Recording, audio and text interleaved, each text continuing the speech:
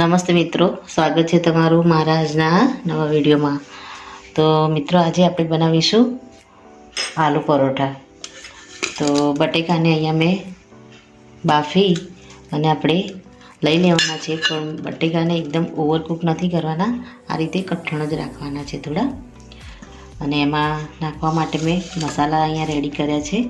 એમાં જીરું લીધું છે, અધકચરા ખાટેલા ધાણા લીધા છે, આદું એકદમ ઝીણું સમારી લીધું છે, મરચાં પણ ઝીણા સમારીને લીધા છે, થોડી વરિયાળી લીધી છે.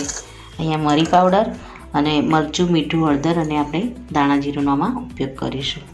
તો મિત્રો, સૌપ્રથમ તો આપણે આ બટેકાને આપણે હાથ વડે આ રીતે મેશ કરી દઈશું. અને બટાકા માટે આપણે જે લોટ તૈયાર કરીએ છીએ, નોર્મલ આપણે જે રોટલીનો લોટ બાંધીએ છીએ એવો જ મેં રોટલીનો લોટ આપણે બાંધવાનો છે આમાં.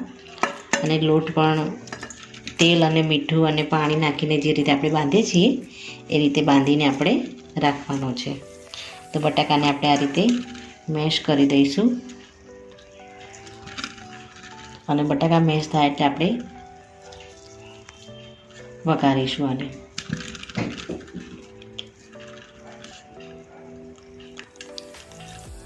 મિત્રો, આપણા બટેકા મેશ થઈ ગયા છે. હવે આપણે વઘારની શરૂઆત કરીશું. તો સૌપ્રથમ ગેસ ઉપર આપણે એક વાસણ મૂકી અને એમાં તેલ એડ કરીશું.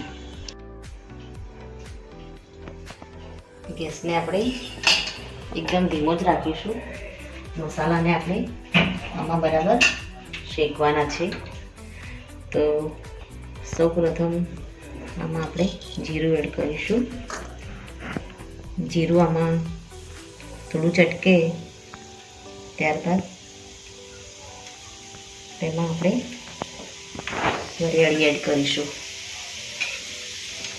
આપણું જીરું ચટકવા લાગ્યું છે, એનો કલર ચેન્જ થયો. હવે આપણે આમાં વરિયાળી એડ કરીશું. ગેસને આપણે એકદમ ધીમો જ રાખીશું. ત્યારબાદ આમાં આદું જીરું સમારીને રાખ્યું છે એને આમાં એડ કરી દઈશું. ત્યારબાદ મરચાંને આમાં એડ કરી દઈશું અને આને હલાવીશું થોડી વાર.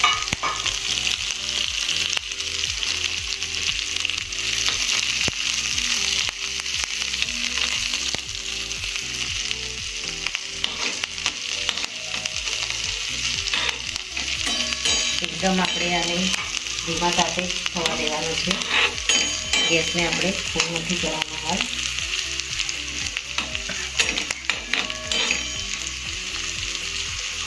ત્યારબાદ આમાં અધકચરા ફૂટેલા આપણે ધાણા આમાં નાખી દઈશું.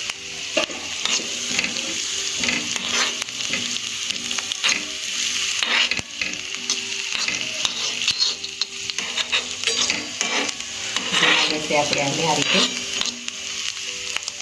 હલાવતા દઈશું.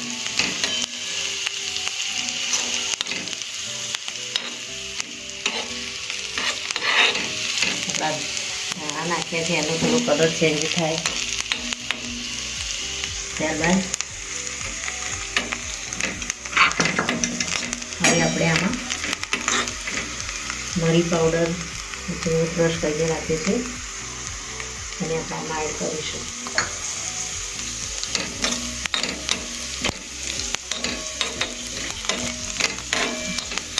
આપણે બધા જ મસાલાને ડ્રાય મસાલા છે એટલે આપણે આને એકદમ ધીમા તાપે જ આપણે આને શેકાવા દેવાના છે. ત્યારબાદ કસૂરી મેથી એને આમાં એડ કરીશું.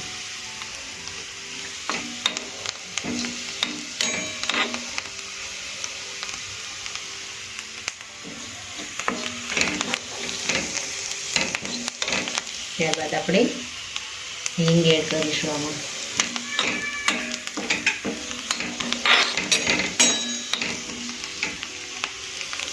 ત્યારબાદ કાળું નમક છે, બ્લેક સોલ્ટ, એને આમાં એડ કરીશું.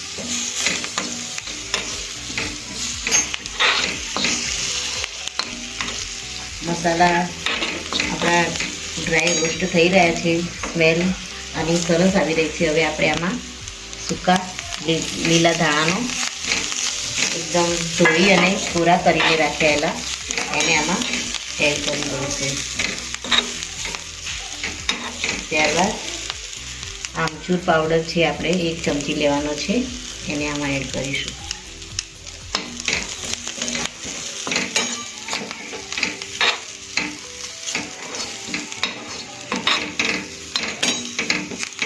આપણા મસાલા એકદમ ડ્રાય રોસ્ટ થઈ ગયા છે. હવે ગેસને બંધ કરી અને એમાં આપણે 1 ચમચી ધાણા જીરુંનો પાવડર એડ કરીશું.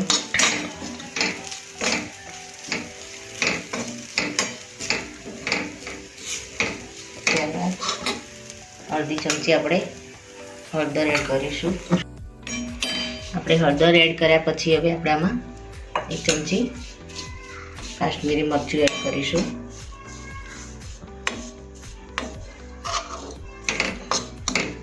ગેસને આપણે બંધ કરી દીધો છે. હવે આમાં જે બટેકા મેશ કરીને રાખ્યા છે એને આમાં એડ કરી દઈશું.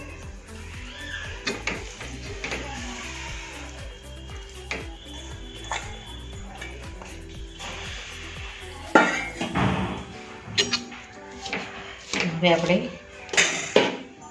ગેસને ઓન કરી અને ધીમો રાખીશું અને મસાલાને બટેકા સાથે 1 મિનિટ માટે હલાવી અને કૂક થવા દઈશું. અહીંયા આપણે થોડું મીઠું એડ કરીશું બટેકાના ભાગનું અને સારી રીતે મિક્સ કરી દઈશું આ મસાલાને.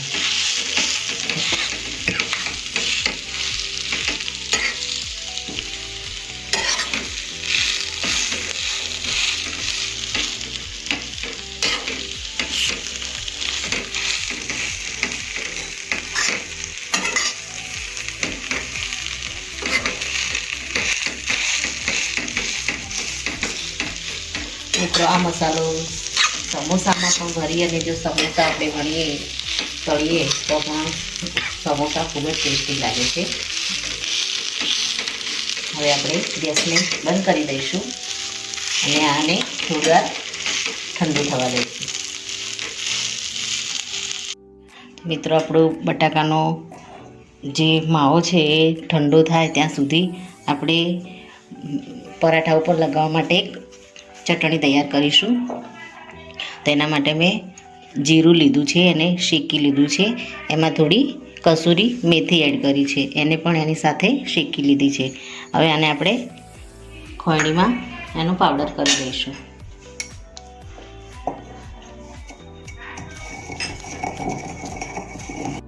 તો મિત્રો આપણો જીરા અને મેથીનો જે મસાલો કર્યો આપણે એ રેડી થઈ ગયો છે. એને આપણે એક વાટકીમાં નીકાળી દઈશું. ત્યારબાદ ઉપરથી આપણે એમાં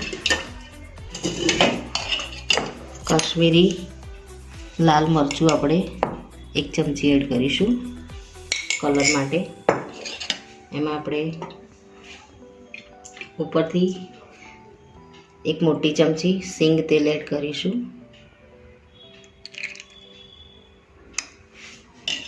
અને આપણે ઉપર થોડું મીઠું એડ કરી દઈશું. સાધારણ મીઠું આપણે એડ કરીશું. હવે આને આ પેસ્ટને બરાબર હલાવી દઈશું.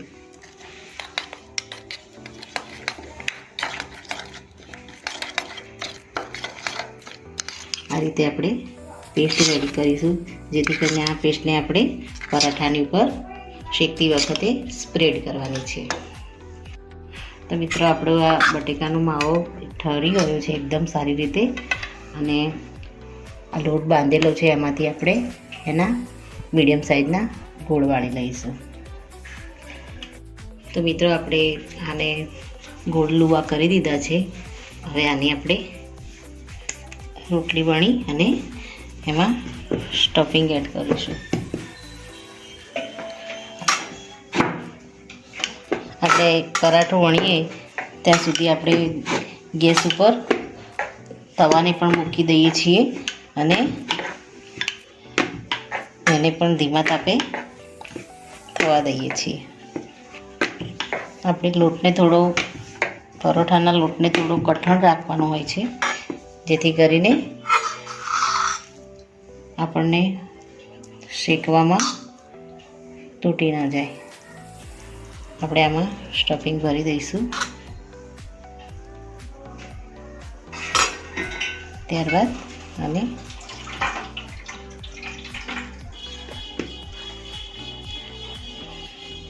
આ રીતે બંધ કરી લઈશું.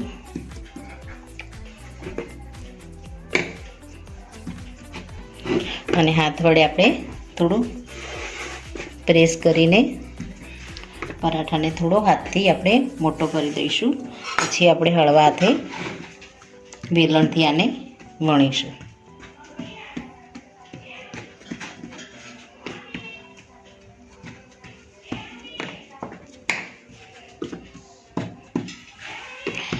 હવે આને આપણે હળવા હાથે વણીશું.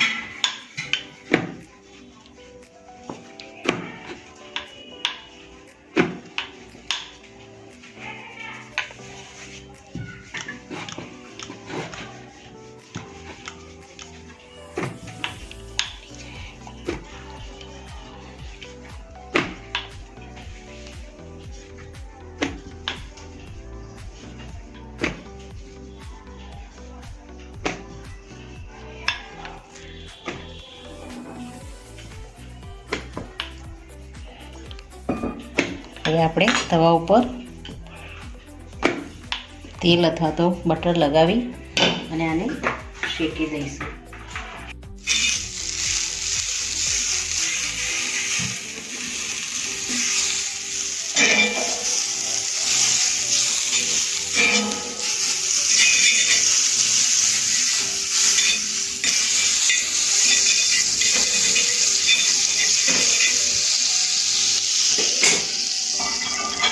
હવે આપણે આ પરાઠાને આમાં એડ કરી દઈશું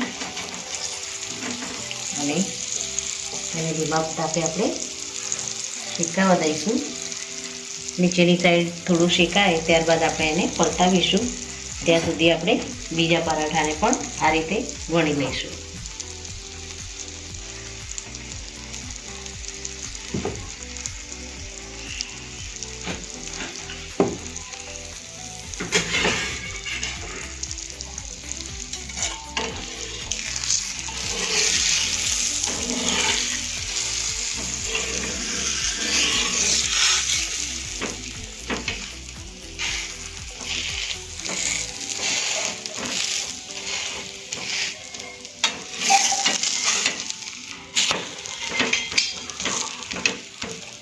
બંને બાજુ આ રીતે ધીમા તાપે આપણે શેકવા દઈશું.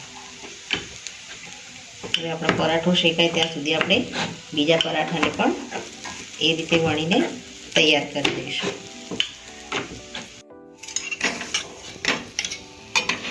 આપણો પરાઠો નીચે શેકાઈ ગયો છે અને આપણે પલટાવી દઈશું.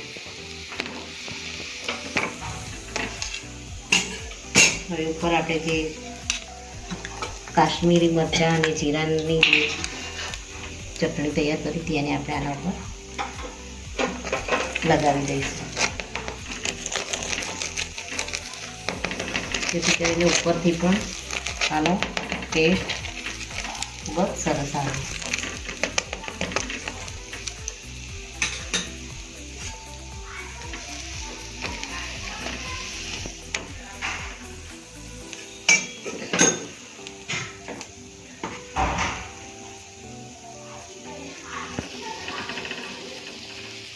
ઉપર આપણે થોડું બટર સ્પ્રેડ કરી દઈશું.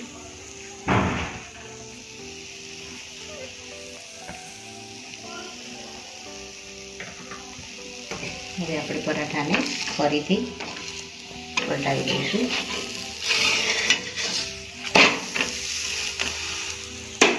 ફરીથી આપણે આના ઉપર નીચેની સાઈડ ચટણી લગાવી દઈશું.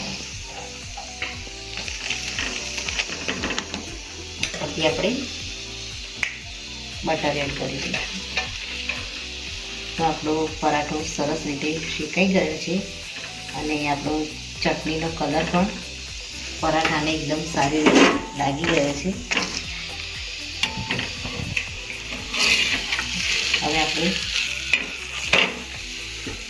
આ પરાઠાને બહાર લઈ લઈશું.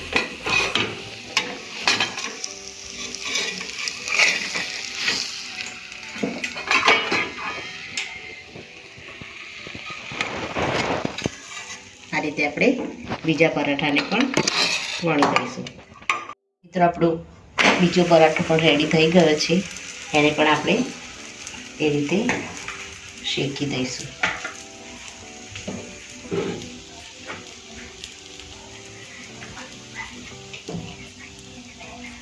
નીચેની સાઈડ આપણે થોડું શેકાય એટલે આપણે આને પલટાવી અને બટર અને જે ચટણી આપણે તૈયાર કરી છે મરચાંની એને આપણે આની પર લગાવીશું.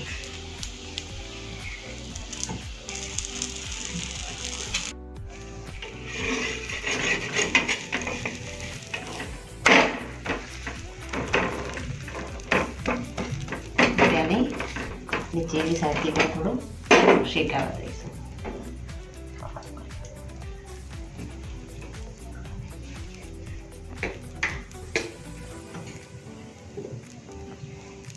મિત્રો આ રીતે આપણે બધા જ પરોઠાને વણી અને તૈયાર કરી દઈશું.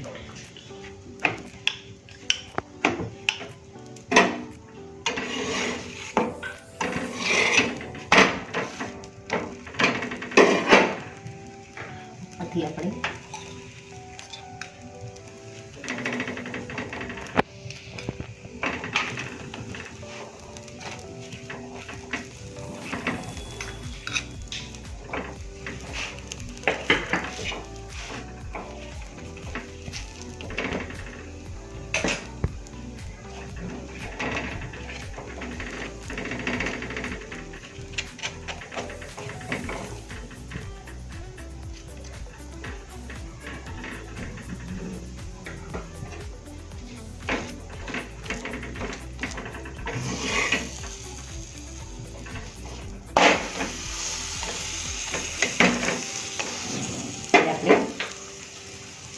એક સાઈડ બરાબર થઈ જાય એટલે આપણે બીજી સાઈડ પણ એને આ રીતે લગાવી અને બટર સાથે આને પલટાવી અને સારી રીતે થવા દઈશું.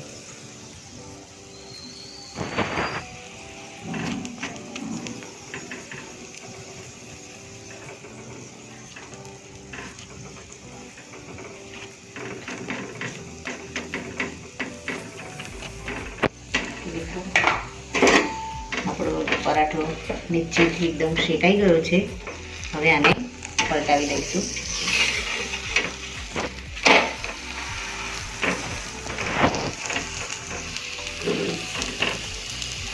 આને આપણે કટરથી કટ કરવો હોય તો કટ પણ આ રીતે કરી દઈશું.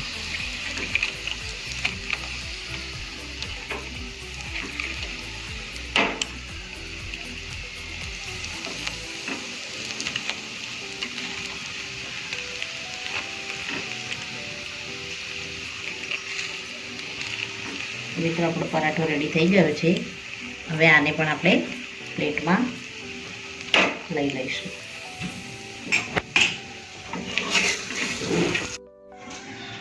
તો મિત્રો રેડી છે આપણા આલુ પરોઠા.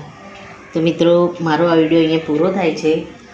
જો તમને મારો આ વિડીયો ગમ્યો હોય તો લાઈક કરજો, શેર કરજો અને તમારી ચેનલ દેશી સ્પૂનને સબસ્ક્રાઈબ જરૂરથી કરજો. થેન્ક યુ મિત્રો.